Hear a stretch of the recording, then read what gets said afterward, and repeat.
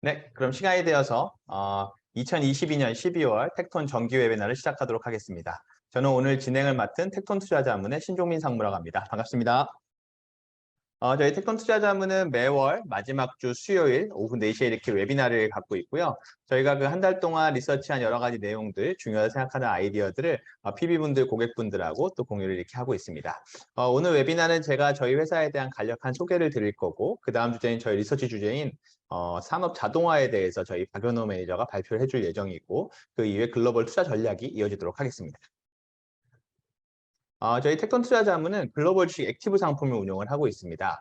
글로벌 리서치를 통해서 글로벌 초우량 기업에 집중 투자를 하고 있고요. 투자하는 지역은 보시는 대로 미국, 중국, 한국, 일본, 유럽 이렇게 5개 지역 포트폴리오 구성을 하고 있고 글로벌 전 지역에 투자를 하고 있습니다. 저희는 이제 그 글로벌 리서치한 내용들을 그 PB분들, 고객분들과 적극적으로 공유를 드리고 있는데요. 저희 텍톤인베스트.com에 들어가 보시면은 저희 홈페이지에 들어가 보시면은 저희가 매달 매주 발간하는 자료들이 다 공유가 되어 있습니다.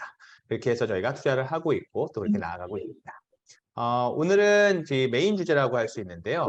산업 자동화. 요즘에 이렇게 로봇이라는 거 많이 들어보셨을 텐데 거기에 해당하는 어떤 주제가 될 수 있겠습니다. 그러니까 산업 자동화 시장의 변화에 대해서 로크웰이라고 하는 미국 기업을 중심으로 저희 텍톤 투자자문의 박연호 매니저가 발표해 주도록 하겠습니다. 안녕하세요. 텍톤 투자자문의 박연호라고 합니다. 제가 오늘 산업 자동화 시장에서 벌어지고 있는 변화에 대해서 간략하게 좀 말씀드리도록 하겠습니다. 아이템이 PLC라는 아이템입니다. 이게 프로그래머블 로직 컨트롤러라고 해가지고 일종의 산업 현장에서 사용되는 컴퓨터라고 생각하시면 됩니다. 이게 보시면 이런 식으로 대부분 다 생겼는데요. 이게 굉장히 작은 거부터 해서 굉장히 대형 기계나 어떤 시스템을 컨트롤하는 굉장히 큰 PLC까지 다양하게 존재를 하고 있고요. 이게 생산 라인을 떠올려 보시면 이제 좀 전에 상님께서 말씀하신 어떤 로봇도 있고 또 센서도 굉장히 다양하게 있을 수 있고 액추에이터라든가 또는 레일이나 굉장히 다양한 기계 장비들이 있는데 이것들을 어떤 특정한 움직임을 유도할 수 있도록 하는 컴퓨터고요. 그래서 미리 이것들을 내 의도대로 프로그래밍 해둘 수 있는 컴퓨터라고 해서 프로그래머블 로직 컨트롤러라고 지칭되고 있습니다. 즉 산업 자동화, 즉 기계 설비들을 움직이는 데 있어서 굉장히 핵심적인 역할을 하는, 두뇌 역할을 하는 그런 제품이라고 말씀드릴 수 있을 것 같습니다. 근데 이제 PLC라는 제품이 거듭 이제 발전을 하고 있는데요. 이게 그 산업 현장의 어떤 변화와 무관하지 않습니다. 이게 인더스트리 4.0이라고 해서 4차 산업혁명 또는 이제 또 스마트 팩토리라고 지칭되는 어떤 요소들인데요. 이게 요 그림을 잘 보시면은 사실 이제 PLC라는 제품이 양산되기 시작하고 현장에 막 적용되기 시작한 게 바로 요 세 번째 어떤 자동화 기계 설비가 등장하기 시작하면서였습니다. 그러면서 이 PLC 시장이 성장을 했는데 최근에 어떤 4차 산업혁명의 양상들을 보면 이 기계 설비가 독립적으로 그냥 자기 혼자서 그냥 정해진 대로 막 움직이는 것이 아니라 설비와 설비 간의 통신을 통해서 우리가 IoT라고 지칭을 많이 하죠. 통신을 통해서 서로 어떤 커뮤니케이션을 하고 제품과도 커뮤니케이션을 하고 이 과정에서 생산성이 증대되고 어떤 라인이 최적화되는 이런 변화들이 벌어지고 있는데 여기에 따라서 센서도 늘어나고 통신 기능도 접목되고 또는 어떤 정밀도를 위해서 액추에이터도 증가하고 이러다 보니까 PLC 영역이 확대되고 기능이 발전하면서 단가가 계속 올라가고 있습니다. 그게 어떻게 보면 어떤 변화의 어떤 중심이라고 말씀드릴 수 있을 것 같고요. 그리고 최근에는 여기 이제 플러스 알파로 더해져 가지고 우리가 빅데이터나 AI를 이야기하는데 산업 현장에서도 똑같이 이게 쓰이고 있습니다. 실시간으로 생성되는 어떤 빅데이터를 AI 알고리즘으로 어떤 분석을 해서 실시간으로 피드백이 이루어지면서 공정이 최적화된 이런 일어나고 있는데 이 것들을 두뇌로서 산업 현장의 두뇌로서 컨트롤하고 제어하는 기능을 PLC가 담당하고 있기 때문에 이런 어떤 시대적 변화에 PLC도 딱 붙어 있다 이렇게 말씀드릴 수 있을 것 같습니다. PLC라는 게 약간은 이해하기 어려울 수 있는데 네. 그냥 공장에 자동화된 설비에는 다 PLC가 들어가서 그렇죠. 컨트롤해준다 이렇게 보면 되겠죠. 그렇죠. 그러니까 공장이 움직이려면 어떻게 보면 이제 우리가 딱 프로그래밍을 해가지고 공장이 이제 설정된 대로 이렇게 움직여야 되는데 그거를 위에서 조정해주는 두뇌 역할을 하는 것이 이 PLC라는 산업 현장용 컴퓨터라고 말씀드릴 수 있을 것 그 같습니다. 저희 이미지에 나온 대로 저렇게 뭐 로봇팔이나 이런 데로 다 PLC가 들어간다 이렇게 그렇죠. 보면 되겠네요. PLC가 컨트롤하는 설비들인 거죠. 아, 이런 것들이 이제 IoT, 클라우드 여러 가지 연결되는 단계에 있다. 맞습니다. 네, 알겠습니다. 그래서 저희가 이제 로크웰 오토메이션이라는 미국 기업을 그 기업을 한번 꼽아봤는데요. 조금 이제 낯설실 수도 있는데 이 기업이 지금 이제 지멘스라는 독일 기업, 이거는 이름을 많이 들어보셨을 수도 있는데요. 독일 기업과 함께 이 PLC 시장을 주도하고 있습니다. 이 PLC 시장에는 좀 전에 제가 말씀드린 것처럼 좀 소형 기기도 있지만 굉장히 대형 설비도 대형급이 사실 고부가 영역이고 이 로크웰 오토메이션과 독일의 지멘스가 시장을 사실상 양분해서 과점하고 있는 상태입니다. 요거보다 조금 작은 영역인 중소형 시장에서는 일본의 미쯔비시 전기나 아니 옴론이나 또는 이제 번역별로 조그만 회사가 있는데 국내 같은 경우에는 LS 산전이 PLC를 또 사업을 하고 있고요. 이런 식으로 좀 경쟁하고 있는 구도라고 생각하시면 될 것 같습니다. 아, 그럼 듣기에 따라 들어보니까 결국에 저 PLC 시장은 우리나라 업체들도 있긴 하지만 미국, 그다음에 독일, 일본 이런 선진국이 좀 주도를 했다 이렇게 봐야 되는 건가요? 그렇죠. 네. 이게 워낙 어떻게 보면은 이 컴퓨터라고 말씀드렸는데 이게 회사별로 쓰는 기본 프로그래밍 언어가 다 다릅니다. 자기 고유 프로그래밍 언어를 가지고 있고요. 그러니까 어떻게 보면 이 숙련도가 굉장히 높은 기술이라고 말씀드릴 수 있겠고 그만큼 진입장벽도 높다 보니까 이런 주요국들의 핵심 기업들만 지금 현재 기술을 가지고 사업을 확장하고 있는 상태라고 보시면 될 것 같고요. 그리고 이 기업들이 그냥 우리 컴퓨터나 핸드폰 팔듯이 그냥 제품을 툭툭 파는 게 아니라 이 엔지니어들이 다 투입돼서 이 공장을 처음 설계할 때부터 이제 함께 프로젝트를 진행을 해서 솔루션 단위로 이렇게 입찰을 해서 들어가거든요. 아, 그러면 어떻게 보면 그냥 부품을 납품하는 게 아니라 공장 자체를 같이 설계하는 영역까지가 그렇죠. 있다 이렇게 그렇기 보면 때문에 되겠네요. 엔지니어링 쪽이 훨씬 더 가깝다고 보시면 될 것 같고 제품보다는 그러다 보니까 이런 어떤 대규모 프로젝트를 담당할 수 있는 기업들은 몇 개 없는 게 현재 실정입니다. 알겠습니다. 그래서 이 로크웰 오토메이션 같은 경우에는 이제 미국 기업으로서 이 모태가 한 100년도 넘은 이제 모터 컨트롤러 기업입니다. 그래서 역사가 굉장히 오래됐고 1970년에 어떻게 보면 PLC 시장을 개척한 회사라고 말씀드릴 수 있겠고요. 네. 그리고 이 회사가 2007년도에 이제 산업 자동화 사업부 말고는 다 구조조정을 해버립니다. 그래서 현재의 모습을 갖춰진 게 2007년부터고 이 부분이 또 지멘스라는 기업과 조금 차별화되는 지점인데 지멘스 같은 경우에는 그 사업부가 굉장히 크고 여러 가지 사업을 한 번에 이제 진행하고 있는데 반해서 이 로크웰 오토메이션은 이 산업 자동화 즉 PLC를 중심으로 한 산업 자동화 매출 100%로 굉장히 퓨어하게 구성되어 있다는 점이 특징이라고 말씀드릴 수 있겠습니다. 네, 알겠습니다. 그리고 이제 뒤쪽에도 추가로 말씀드릴 테지만 이 기업의 매출 비중 중에서 60% 이상이 미국입니다. 미국 기업이요. 미국 비중이 높네요. 그렇죠. 사실상 미국에서는 지멘스보다 점유율이 더 높다고 평가받고 있거든요. 지멘스 같은 경우에는 전체 사업에서 미국 매출 비중이 30%가 되지 않습니다. 네. 그러다 보니까 미국 지역에서는 이 회사가 굉장히 강점을 가지고 있다. 이렇게 음. 말씀드릴 수 있을 것 같습니다. 네. 그래서 이 지멘스도 그렇고 로크웰도 그렇고 사실 최근 분기 실적이나 수주 잔고나 이런 지표들이 굉장히 좋은데요. 그 이유를 한번 보시면은 일단 뭐 단순하게는 코로나 때문에 좀 이연된 설비 투자가 진행되고 있는 부분도 있는데 네. 좀 더 큰 흐름을 보셔야 될 게 지금 현재 이제 반도체나 전기차나 신재생 에너지와 같이 이 수요가 급증하고 있는 그런 신규 성장 산업들이 있습니다. 이게 설비 투자가 그래서 과거에 없었던 설비 투자가 굉장히 급격한 속도로 이렇게 진행이 많이 되고 있거든요. 실제로 이제 권역별로 이제 반도체나 전기차 생산 라인이 막 깔리고 있는. 그러다 보니까 이제 이 공장 자동화, 산업 자동화 이 대표 주자인 이 PLC 수요도 증가할 수밖에 없고 이 기업들이 해야 될 일들이 굉장히 많아지고 있는 거고요. 그 다음에 코로나에 대해서도 투자가 과거보다 굉장히 증가한데 이 디지털화라는 게 결국에는 스마트 팩토리가 증가하는 결과로 연결이 돼요. 그러다 보니까 이 산업 자동화의 핵심이라고 할 수 있는 이 PLC를 포함한 여러 가지 보기에는 요소들이 제일 과거에 중요한 비해서 게 수요가 등급 계속 A1이 증가하고 제일 있는 높은 그런 등급이어서 큰 흐름에 있다고 A1 말씀드릴 수 중에 있을 것 선택하는 거 같습니다. 수장과 굉장히 괜찮고요. 많이 들었는데 또 한 그 가지 전방 산업 아까 얼핏 A 말씀하신 그룹이면 대로 전기차, 공지 2차 전지, 사항에 반도체 그렇죠. 이런 데 투자가 뭐 급증하면서 이런 공장 인수합약이나 뭐 자동화 수요도 늘고 있다. 연대보증, 이렇게 뭐 보면 되겠네요. 자체신용도 네, 이런 그런 것들이 큰 흐름이 있기 있어요. 때문에 그 단순히 중에서 이것이 내가 아는 코로나 끝나고 이제 안전된 한 1, 2년 있으면 회사가 없어진다고 보증하고 있으면 좀 보기보다는 더 이 낫거든요. 흐름이 진행되는 동안 계속해서 네, 어떻게 그래서 보면 좀 제가 다른 그러니까 모습을 제가 보여줄 말씀. 수 있는 그런 환경이 왔다고 판단을 하고 주택공사는 있습니다. 이게 정보 알겠습니다. 거잖아요.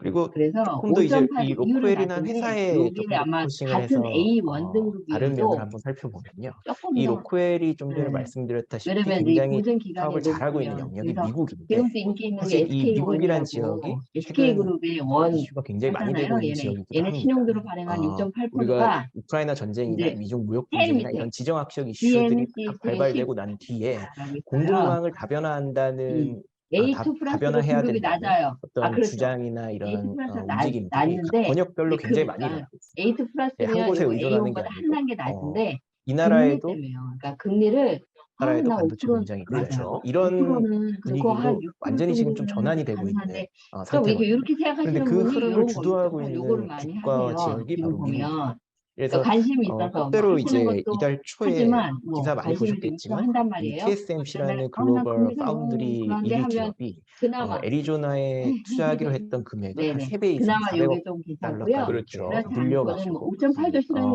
투자하기로 그 했고 그 보증 자리에 굉장히 유통사 이례적으로 하는 바이든 거를 대통령도 가고 치고 애플의 두 팀 쿡 달짜리는 CEO도 그 가가지고 요런 거 다 이렇게 찾기 쉽지 연설 않아요. 감사 인사를 지금 하고 이런 굉장히 6개월짜리도 이례적인 이벤트들을 막 했었거든요. 맞아요, 맞아요. 그만큼 이 미국이라는 세계 카이넥스톤이 최강대국이 이제 요게 자기들이 어떻게 주택공사 보면 취약점이라고 이제 할 수 PF 있었던 대출 해놓은 첨단 제조 거라서 설비 요게 이런 이제 것들에 대해서 제가 이제 지금 요 인수분 굉장히 중에서 A1 중에서도 전략적으로 제일 높아 자기 보이니까 나라의 아니나 유치를 다를까 위해서 노력을 금리가 하고 살짝 있다는 것이고 낮더라고요. 그러다 그래서 그 보니까 다음에 이 네. 미국 시장의 어떤 제조 설비, 신규 제조 설비 투자가 반도체 전기차를 중심으로 해가지고 향후 한 4, 5년 동안은 굉장히 활발하게 전개될 맞아요. 것으로 네. 저희가 판단을 하고 있습니다. 그렇게 활발하게 됐을 때 아까 그렇죠. 말씀하셨던 로코엘은 지금 네네네네. 현재 그래서 뭐 은행이나 기업이기 증권에서 하는 때문에 거 그런 자국기업들 위주로 아마 괜찮고요. 수혜가 일단은 있을 뭐 가능성이 높다 하는데 이렇게 봐도 뭐 되겠네요. 그렇죠. 지금 그룹들도 이 얘가 막 바이든 탑기업하는 행정부의 느낌이 아주 있을 것 전략적인 같은 스탠스도 지금 분명하잖아요. 분위기는 이 아니니까. IRA나 이런 걸 봤겠지만 네, 자국에서 같은 저비용이고 생산해야 어떻게 해서 보면 혜택을 주는 그렇긴 방향으로 해요. 정책이 설정되어 그런데 이제 있고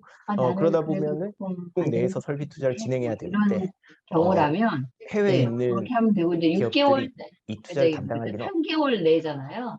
그러니까 미국에서 산업 거기서 자동화 다 영역에 저비용 강점을 가지고 있는 상품이에요. 로크웰 그러니까 같은 뭐 기업이 예, 그렇게 해서 선택하시면 좀 크게 어려움지 좋을 않을 가능성이 높다 예. 이렇게 보는 게 합리적일 것 같습니다. 네, 알겠습니다. 그래서 이 로크웰 같은 경우에는 그런 네. 면에서도 A1의 미국 벤키스에도 시장에서 강점을 가지고 있기 다이기세가 때문에 있나요? 충분히 수혜를 받을 우리는 수 여기 안 있는 부분이 있을 보여가지고. 것이고 그래서 마지막으로 말씀드리고 싶은 것은 이런 현재 이제 미국 시장에서 어떤 산업재 기업들 맞아, 예를 들면 뭐 벤키스만 굴삭기 기업들 이런 기업 농기 기업들도 산업재 네네. 인더스트리얼 섹터로 굉장히 주목을 많이 받고 우리도 있는데 못하고. 그런 기업들도 네. 있지만 네. 네네네. 잠시만요. 제가 잠시만 좀 해보겠습니다. 네, 제가 입장할 때 음소거를 해놨는데 좀 안 된 분이 있어가지고 네, 다시 하겠습니다. 네, 해결했습니다. 네, 말씀하시죠. 그래서 이 로크웰 같은 PLC를 전문으로 하는 산업 자동화 기업들도 있고 그리고 지멘스도 마찬가지로 같이 봐야 될 이제 기업이기도 하겠고요. 그리고 DCS라고 해가지고 좀 더 상위의 어떤 시스템 자동화와 관련된 기업들도 미국에 있고 그리고 공정 엔지니어링과 관련된 기업들도 어떻게 보면 산업재의 일환으로 굉장히 주목을 많이 받고 있거든요. 네. 그래서 이런 부분들까지 좀 시각을 많이 넓혀야 된다 이렇게 생각을 하고 있습니다. 아까 그 DCS라는 거는 이게 원격 관리 이런 부분이 될 거고, 네. 그러니까 저희가 일반적으로 이렇게 로봇이라고 생각하면은 뭔가 이렇게 휴머노이드나 뭐 이렇게 그런 그렇죠. 로봇을 그리지만 사실상은 저 공장 수요가 지금 현재 대부분이고, 맞습니다. 그게 과거에도 있던 기술이지만 이게 IoT 클라우드 네트워크 연결되면서 또 그 안에 AI까지 들어가면서 굉장히 고도화되고 있다. 그렇죠. 그다음에 그 변화의 어떤 핵심 핵심 지역이 바로 미국이기 때문에 미국에 있는 기업들에 조금 포커싱을 맞춰보는 게 좋으실 것 같다 이런 말씀 드립니다. 맞습니다. 이제 TSMC가 최근에 미국의 대규모 투자를 계속 발표하고 있고 또 우리나라 LG 에너지솔루션도 마찬가지고 네. 이런 흐름들이 앞으로도 계속 이제 시작되고 지속될 가능성이 높다라고 보면은 저런 기업들을 많이 주목을 해야 된다 이렇게 보면 될 것 같습니다. 맞습니다. 네, 감사합니다. 네, 감사합니다. 네, 일단은 저희 그 산업 자동화에 대해서 말씀을 드렸고요. 몇 번 말씀드렸지만 아직까지 그 국내 투자자분들이 그 로봇이라는 산업에 대해서 조금은 오해하는 면이 있지 않나라고 생각을 하고 앞으로도 저희가 그런 부분에 대해서 계속 리포팅을 드릴 예정입니다.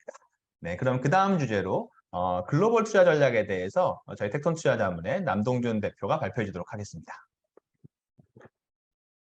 네, 안녕하세요. 남동준입니다. 반갑습니다.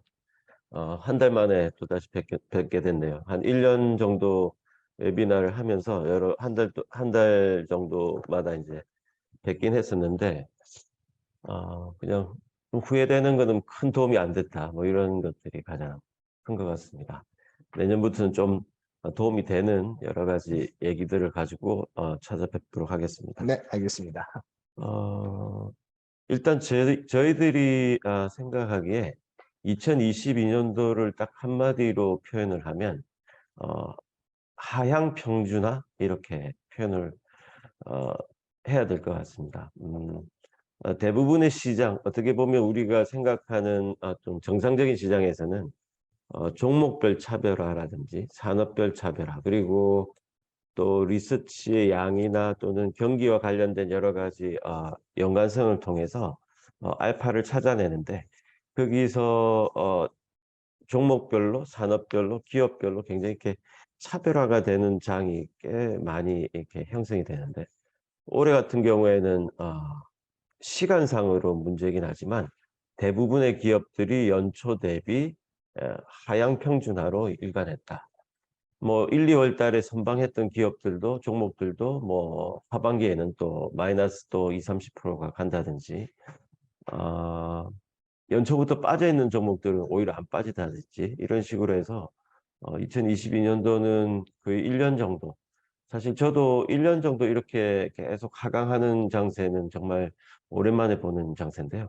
이런 역풍 속에, 어떻게 보면 맞바람 속에서 살아남기가 쉽지 않았구나. 거기다 버틴다고 버틴 것들이 어떻게 보면 우리가 생각하는 뭐 펀더멘탈이라든지 기업 분석이라든지 기타 여러 가지 리서치 활동이 의미가 굉장히 좀 이렇게 좀 낮아지는 이런 장세를 우리가 겪었다, 이렇게 복귀를 하고 있습니다. 지금 현재 우리가 뭐가 중요한가 이런 거를 생각하면서 제가 생각해낸 거는 우리가 열심히 했던 리서치라든지 또 여러 가지 전망이라든지 이런 것들이 사실 의미가 좀 퇴색됐다고 하더라도, 현재 우리들의 어떤 포지션이 어느 정도 수준인지를 한번 되짚어 보면서 2023년도를 대비해야 하지 않나, 이렇게 해서 장표를 준비를 해봤습니다. 뭐 이 장표들은 여러분들도 한눈에 다 알아보실 수 있는 장표니까요. 굉장히 빠른 속도로 넘어가겠습니다.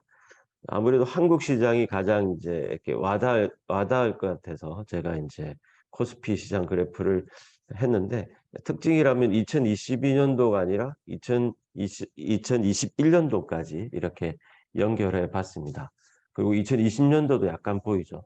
그래서 2022년도 들어서자마자 우리가 잘 아시겠지만은 좀 2월 달까지 급락하는 장세인데, 그때가 보면 금리가 미국 국채 10년물 금리가 1%에서 아마 50bp 정도 올라서 1.5%가 됐을 때부터 이제 본격적으로 하락했던 것 같습니다. 그때 한 2021년도가 그렇게 됐고요. 2022년도 되면 다시 연초부터 금리 바람이 불게 됩니다.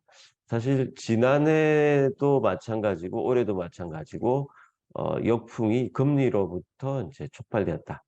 즉 올해만 금리로부터 촉발된 것이 아니라 지난해 2021년 연초도 금리로부터 촉발된 시장이 이렇게 2년 동안 이어졌다라고 보면 됩니다. 그래서 절대적인 수준은 잘 아시겠지만 한 2200포인트 정도까지 내려왔고, 2021년도는 아시겠지만 한 2800포인트 정도를 지지선으로 해서 형성되었다. 이런 그래프가 이제 쭉 좀 길게 연결하다 보면 이런 그래프가 나옵니다. 사실 2021년, 2022년만 바라보면 우리가 한 단계 레벨 다운 됐는데, 그 폭 자체가 어떻게 보면 이런 큰 스윙 폭을 이제 형성하게 된 거고, 그건 10년 가까이에 유지되던 지수까지 내려왔다. 우리 현 주소가 이렇게 된 것 같습니다. 안에 뭐 경기나 그다음에 뭐 어떻게 보면 인플레, 금리 여러 가지 팩터들을 통해서 전망을 하고 복귀를 하는 것도 중요하지만 이렇게 주가 수준 정도로만 우리가 보더라도 우리가 지난 2-3년 아니면 조금 지나서 한 4-5년 정도의 흐름이 어땠나 하는 것들을 한눈에 보실 수가 있습니다. 미국 시장도 마찬가지인데요. 한 2019년도부터 시작해서 다우존스, 러셀 2000, 그다음에 S&P 500, 나스닥 지수가 현재 어느 정도 위치에 있는가를 이제 볼 수 있는데요. 2021년 마지막까지는 사실 어느 정도 그 퍼센티지가 괜찮았는데 이제 2022년도 들어서면서부터 이제 어떻게 보면 2019년 대비해서 그나마 유지하고 있는 그래프는 이제 다우존스 정도만 되고 있습니다. 그래서 2023년도를 넘어가면서 우리가 어떤 지표를 가져갈지 한번 고민해 봐야 될 것 같고요. 금리를 움직였던 가장 큰 요인이 사실 올해 같은 경우에 전쟁이었는데 사실 지난해부터 2021년부터 이제 유가 수준에 따라서 우리가 금리가 움직였다고 볼 수가 있습니다. 2021년부터 유가가 움직이긴 했는데 80불 이상을 올라가지는 않았습니다. 근데 2022년도 들어서면서 유가가 급속하게 상승을 했죠. 그게 2022년 2월 정도입니다. 그 수준이 다시 내려오긴 했지만 절대적인 평균 수준은 한 80불 이상에서 움직였고 2021년은 80불 이하에서 움직였는데 지금 딱 80불 정도 됩니다. 그래서 이게 유가의 움직임이 앞으로도 저희들한테 우리들 시장의 가장 큰 바로미터로 시장에 영향을 줄 수 있는 바로미터로 역할을 할 것이다. 이 유가는 지금 긴 그래프를 이렇게 한 10년 정도, 20년 정도 해보면 적정한 수준이긴 하지만 사실 유가는 80불 이하에서 계속 유지가 됐었습니다. 일시적인 현상으로 우리가 유가가 이제 100불 이상이 됐지만 앞으로 2024년도에도 우리가 유가가 80불 이하에서 움직일 수 있느냐 없느냐가 사실 핵심이라고 볼 수가 있죠.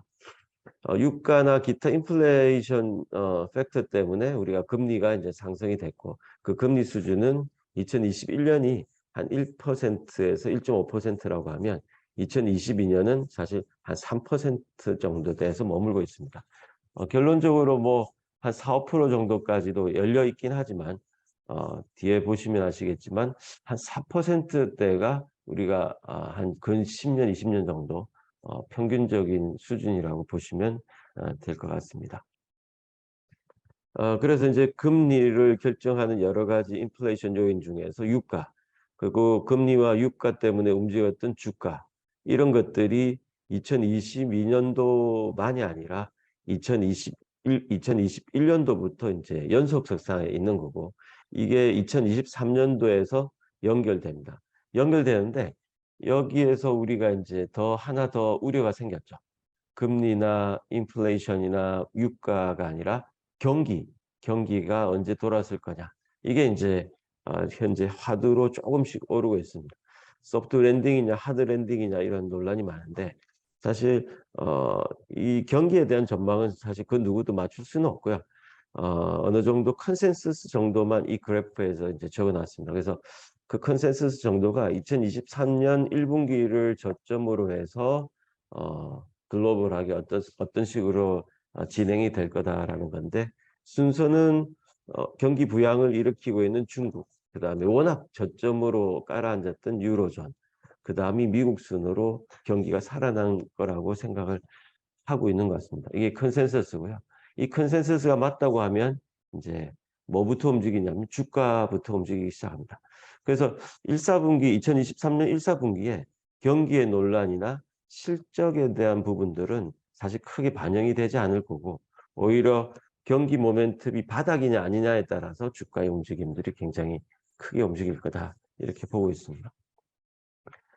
그 다음에는 가장 문제가 되고 있는 것이 전쟁입니다. 사실 경기, 금리, 인플레 아무리 뭐 외쳐봐야 사실 요 하나의 지금은 좀 잠겨져 있지만 이 러시아와 우크라이나의 전쟁, 거기에 미국의 관계, 이게 사실 내년도에도 지속이 될 거라고 생각을 합니다. 다른 여러 가지 조건들은 경기와 관련해서 금리와 관련해서 풀어질 수가 있는 문제인데 사실 이 전쟁은 우리가 좀 예측하기가 힘든 부분입니다. 그래서 어, 러시아 역사를 본다고 하더라도 러시아의 가장 큰 전쟁의 핵심 전략은 지공입니다. 굉장히 오랫동안 지속시켜서 상대편으로부터 굴복을 시키는 이런 전략을 갖고 있는데 이번에도 예상을 벗어나지 않고 계속 지연시키고 있죠. 이 러시아와의 우크라이나 전쟁이 지연이 되면 될수록 앞으로 우리 경기나 주가에는 계속 영향을 미칠 거다. 그 위기의 기점은 내년도 한 3월 정도로 보고 있습니다. 왜냐하면 대부분의 이제 가스나 석유가 요번 2022년 4분기에 다 재고가 확고하게 이제 비축이 된 다음에 2023년도 1분기를 지나면서 재고가 소진하게 되거든요. 이때 유가를 어떻게 움직이느냐에 따라서 러시아의 재정이 또 움직이게 되니까 아마 러시아가 확전을 할지 휴전할지가 아마 1, 2, 3월 정도에 또 다른 실마리를 줄 거라고 생각을 하고 있습니다. 이번 장은 제가 다시 한번 또 과거의 시장을 한번 보는데요. 이게 2000년도입니다. 그래서 99년도 시장이 굉장히 급격하게 상승을 했었죠. 그 상승의 반대작용, 작용과 반작용이 있다고 하면 2000년도에 시장은 반작용을 보였는데 한 번도 숨 쉴 틈을 주지 않고 1년 내내 빠졌습니다. 그 당시 제 기억으로는 코스닥이 한 80%, 코스피가 한 50% 정도 빠지는 시장이었는데 지금하고 좀 비슷한 시장이 이어지고 있습니다. 미국 시장도 마찬가지인데 뭐 다우지수는 뭐 마이너스 한 10% 정도인데 사실 나스닥 시장은 아직도 30%를 벗어나지 못하고 있죠. 사실 기다리는 반등은 오지 않고 거기에 대한 반작용은 그 다음 시장에 오더라고요. 2001년도 시장입니다. 좀 제 경험상 이런 부분들이 굉장히 심리적으로 작용한 것 같은데 작용과 반작용이 있을 때 반작용의 시장은 이런 흐름이 아닐까 한번 해고를 해봅니다. 뭔가 실마리를 찾아서 반등은 하지만 또 다시 이제 경기와 관련해서 조금 깔아앉고 이렇게 변동성이 있는 장세지만 추가적인 하락은 그렇게 크지 않고 우리가 생각하기에 전혀 낯선 실마리들이 드러나는데 그런 것들이 앞으로 2023년도에도 한번 생각해 볼 만한 주제가 아닌가 이렇게 생각을 하고 있습니다. 현재 시장은 확률상으로는 우리가 컨센서스상으로는 굉장히 빠질 확률이 많다라고 생각을 하고 있습니다. 하지만 아시겠지만 확률만 가지고 투자하는 것은 아니고요. 이 확률에 따른 하락폭 그리고 상승할 확률에 따른 상승폭을 곱해야지 이게 기대값이 나오는 거고 이 기대값에 따라서 우리가 비관적이어야 될지 낙관적이어야 될지 생각을 해봐야 되는데 저는 조금 낙관적인 쪽으로 포지셔닝을 정해야 된다 이렇게 생각을 하고 있습니다. 2023년도에 낯선 실마리라고 한다면 낯설죠. 낯선 것이 사실 우리가 지금까지 2, 3년 정도 굳어진 어떤 통념을 바꾸는 건데 가장 첫 번째 떠오르는 단어는 미국과 중국의 관계 개선입니다. 물론 이게 정치적으로는 해결이 되지 않겠지만 최근에 홍콩이나 미국에 상장되어 있는 기업들에 대한 미국의 태도라든지 지난번 대만 관계와 관련돼서 바이든이 스피치한 부분이라든지 이런 여러 가지 경제적 측면에서는 어떻게 보면 미국과 중국의 관계가 개선될 가능성도 낯설지만 한번 염두에 두셔야 되고요.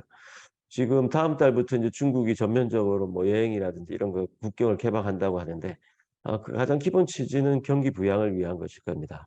금리도 인하시키지만 여러 가지 측면에서 내수 부양을 위해서 아마 경기 부양을 할 건데 이것도 우리가 1, 2, 3월 달에 춘절이라는 게 또 포함이 돼 있잖아요. 그래서 그런 부분들에 대해서 우리가 생각보다 빠른 속도, 빠른 경기 확산 속도에 대해서 우리가 가능성을 가져야 된다 생각합니다. 사실 지금 현재로서 우리가 거기에 대한 기대가 크지 않은 거로 생각을 합니다. 다만 위험 요인은 있습니다. 그게 러시아 우크라이나 전쟁의 확전이죠. 그게 지금 생각하는 것 중에 가장 월스트 시나리오인데 이것도 우리가 한 3월 정도에 우리가 러시아의 태도 이런 것들에서 우리가 시그널을 볼 수가 있을 것 같습니다.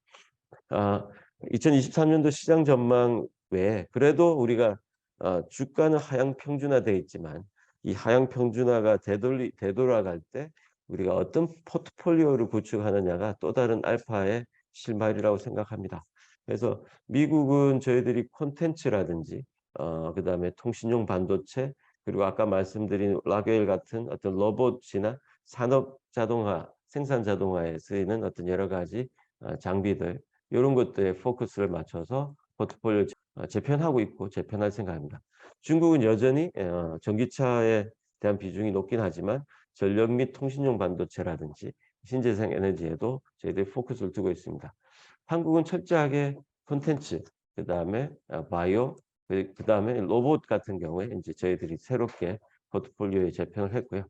일본, 유럽은 여전합니다. 신재생 에너지, 그다음에 산업용 로봇이나 콘텐츠에 포커스를 둔 전략을 계속 가져갈 생각을 갖고 있습니다. 뭐 조금 산만하게 말씀을 드리긴 했지만 마무리가 제일 중요하다고 생각합니다. 좀 지치시기도 하고 또 후회스럽기도 하고 복귀해 보면 노력들이 헛되게 이제 결실들을 맺다 보니 아마 좀 무기력해지기도 하고 좀 후회가 더 막급한 시장이었던 것 같습니다. 하지만 계속 연속성 현상이 있고 뭐 새해가 된다고 해서 새롭게 바뀔 게 없습니다.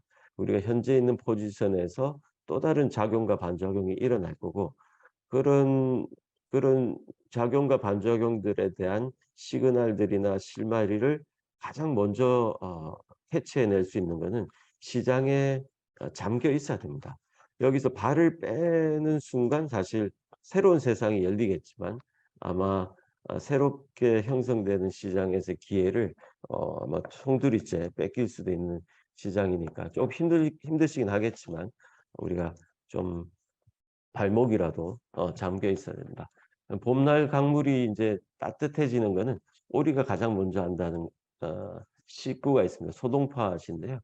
아마 오리가 겉으로 보기에는 이제 움직이지 않고 있지만 항상 발을 담그고 있잖아요.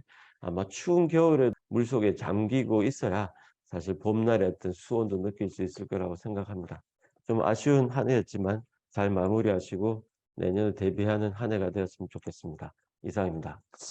뭐 한 가지 정도 여쭤보면은 일단은 그 시장이 올해 내내는 좀 하락세였고 내년에 여러 가지 또 우리가 기대할 수 있는 요소들도 있는데 그렇게 한다고 봤을 때는 글로벌 시장을 주도할 어떤 지역, 국가, 우리가 어느 지역을 위주로 좀 포트폴리오를 구성해야 되는지 한번 말씀해 주시면 좋을 것 같습니다. 사실 지금 이제 저희들이 이제 이렇게 보면 될 것 같습니다. 좀 위기가 이제 풀리게 된다고 하면 돈들이 빠져나오겠죠.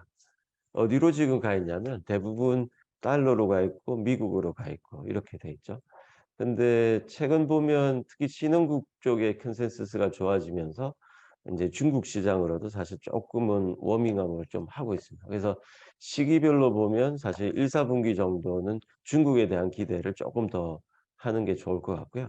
사실 유로존이나 엔화는 그 당시 사실 작용과 반작용이라 하면 미국 달러 강세 때문에 조금 이제 불편한 부분들이 좀 생겼죠. 그래서 그런 부분들에서 아마 순서로 따지면 이제 중국이라든지 그다음에 신흥국, 그다음에 미국 이런 식으로 이제 반응들이 올 거고 그 반응들 속에서 이제 미국 내에서도 이제 뭔가 바뀌고 있잖아요. 어떤 거냐면 인프라라든지 신흥국에 연결되어 있는 기업들은 오히려 다우존스 쪽에서 이제 좋은 퍼포먼스를 보이고 있고 글로벌하게 달러 강세나 글로벌하게 금리에 민감하고 글로벌 전체 수요에서는 조금 이제 침체에 대한 우려로 이제 테슬라라든지 애플 같은 것도 이제 깔아앉고 있는데 이런 회사들은 아무래도 하반기를 조금 더 노리는 그런 전략을 가져가야 될 것 같습니다. 일단은 중국에 대해서 조금 더 가능성을 염두에 두는 말씀을 드렸고 환율 같은 경우에는 올해 사실 내내 굉장히 강했던 달러가 최근 한 달여 사이에 이제 완전히 좀 반대의 모습을 보이고 있는데 향후 환율에 대해서는 좀 어떤 우리가 그림, 어떤 방향성을 가지고 투자해야 될지 얘기해 주시면 좋을 것 같습니다. 이것도 이제 마찬가지인데요. 사실 지난해 과도할 정도로 이제 달러 강세가 이어졌고 이게 이제 반작용으로 다시 우리나라 돈으로 한 1280원, 70원까지 올라왔는데 현재 위기라는 것들이 우리가 아직 끊어지지 않았다라고 생각하면 이 1270원, 80원 정도가 사실 저지선이라고 봐야 되죠. 사실 그래프를 한 6개월이나 1년이 아니고 한 2년 정도 늘려서 보시면 다시 한 번 더 우린 위기는 계속된다라고 생각을 해야 됩니다. 사실 위기가 해소됐다라는 어떤 클루도 없기 때문에. 그래서 강한 달러의 반작용으로 다시 약한 달러가 오겠지만 사실 약한 달러의 지지선도 한 1,300원 이상에서 움직일 거라고 생각을 하고 있고요. 그런 걸 보면 이제 우리가 1, 4분기 이후나 이럴 때 우리가 미국 시장에 대한 포지션들을 좀 더 늘려나가는 이런 작업들도 또 해야 되는 그런 상황으로 생각하고 있습니다. 일단은 너무 많이 올랐기 때문에 반작용으로 좀 하락을 하긴 했지만 역시 여전히 달러는 좀 우상향하고 있다 가치가. 그렇게 봐야 되죠. 봐야겠습니다. 금리도 우리가 내년도에 다 해소될 거라고 생각하지만 그렇지 않죠. 한번 올라간 금리는 계속 옆으로 기더라도 이제 계속 이제 고공행진을 할 거고 그게 이제 적응 정도가 될 때 사실은 어떻게 보면 바닥을 형성할 수 있다. 이렇게 생각하고 있습니다. 네, 알겠습니다. 그러면 이제 시간이 되어서 이상으로 2022년 12월 텍톤 정기 웨비나를 마치도록 하겠습니다. 감사합니다. 감사합니다.